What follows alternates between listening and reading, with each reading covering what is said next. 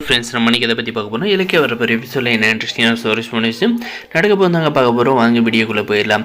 நம்ம ஜானி ஆசைப்பட்ட மாதிரியே நம்மளுடைய கார்த்திக் சாருக்கு ஏற்ற பொண்ணாக தான் நம்மளுடைய இலக்கிய சூஸ் பண்ணியிருக்காங்க அப்படின்றத தெரிஞ்சுக்கிட்டு வீட்டுக்கு எல்லோரும் கிளம்பி வராங்க. அதே சமயம் நம்முடைய இலக்கிய பார்த்திங்கன்னா காரை ஒரு இடத்துல நம்ம ஜானிக்கு தண்ணிக்கு வேணுன்றத கடைக்கு நிப்பாட்டிருந்தாலும் அங்கே ஒரு அண்ணனும் தங்கச்சி பேசிக்கிட்டு இருக்காங்க. அங்கே பார்த்தீங்கன்னா உனக்கு எவ்வளோ பெரிய இடத்துல நான் வாழ்க்கை அமைச்சு தந்தேன், அந்த வாழ்க்கை வாழ தெரியாது, இப்படி பிரச்சனை பண்ணிட்டு வாழ வெட்டியே வந்திருக்கேன், இனிமேல் நீ செலவுக்கு என்ன பண்ண போகிற, உன்னை வச்சு நான் எப்படி சாப்பாடு போடுறது அப்படின்ற மாதிரி எல்லாம் பேசுகிறாங்க. இதெல்லாம் நம்மளுடைய இலக்கிய நோட் பண்ணுறாங்க.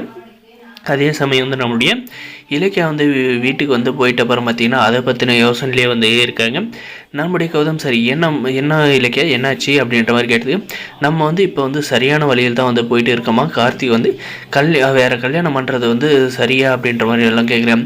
என்ன இலக்கியா இது சரியான இப்போ கேட்குறேன். நம்ம எல்லாமே முன்கூட்டியே பேசி முடிவு எடுத்தது தானே. இப்போ இதில் என்ன சந்தேகம், அஞ்சலி கிட்ட டிவோர்ஸ் வாங்கிட்டு உடனே கார்த்திக் கல்யாணம் பண்ண போகிறோன்றதெல்லாம் பேசணும் தானே அப்படின்றாங்க.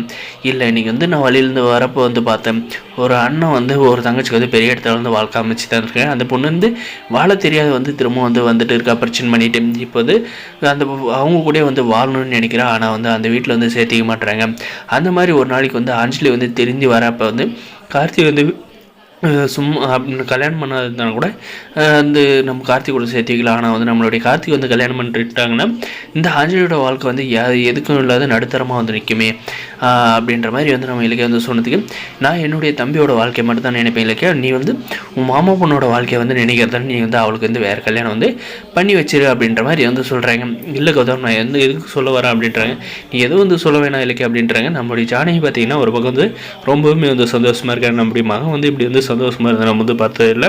அந்த பிரியா பொண்ணு பார்த்ததுல தான் கார்த்திக் இவ்வளோ சந்தோஷமாக இருக்கான் அப்படின்ற மாதிரி பார்த்தீங்கன்னா நம்முடைய ஜானி அந்த ஒரு சந்தோஷத்தில் இருக்கிற. நம்மளுடைய கார்த்தியும் பார்த்தீங்கன்னா மொபைல் மாறினதுனால என்னடா எங்கடா நம்ம மொபைல் போச்சு அப்படின்றது நம்முடைய அதில் பார்த்தீங்கன்னா நம்முடைய பிரியாவோட ப்ரொஃபைலை பார்த்துட்டு, ஓ நம்ம தான் பிரியாவோட மொபைலை எடுத்துகிட்டு வந்துருக்கோம், நம்ம மொபைலை பிரியா எடுத்துகிட்டு போய் இருக்காட்டுக்குது கால் பண்ணி பேசுவோம் அப்படின்றதுக்காக கால் பண்ணி பேசி அவங்களுடைய கான்வர்சேஷனை பார்த்திங்கன்னா வளர்த்துக்கிட்டு அடுத்த நட்புகள் ஆரம்பித்து அப்படியே காதல் மேரேஜ் வரைக்கும் அப்படியே கொண்டு போவாங்க அப்படின்னு நினைக்கிறவங்க மறக்காத நம்ம சேனல் சப்ஸ்கிரைப் பண்ணால் தான் மறக்காத சப்ஸ்கிரைப் பண்ணி அந்த பெல் ஐக்கனை கிளிக் பண்ணி வச்சுக்கோங்க.